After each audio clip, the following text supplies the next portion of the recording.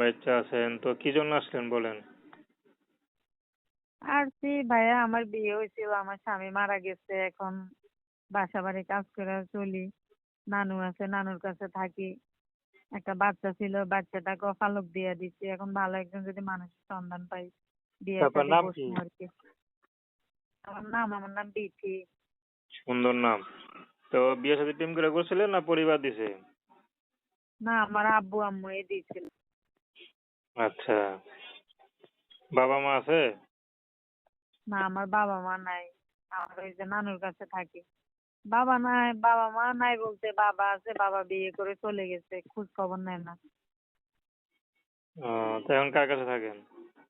এখন আমি আমার নানুর কাছে থাকি, বাসা বাড়ি কাজ করি, নানু আর আমি চলি। আচ্ছা। তো বাচ্চা না কিভাবে চলেন, কাজ কাম কিছু করেন?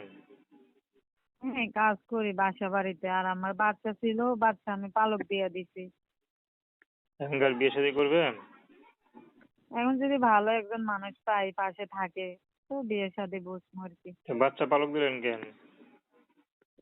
বাচ্চা পালক দিছি, পালার মতো ইয়ে নাই তো।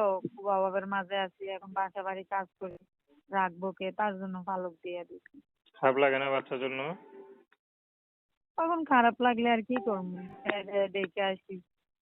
কত টাকা বিক্রি করলেন? টাকা টাকা নিয়েছেন না এমনিতে দিয়ে দিছেন?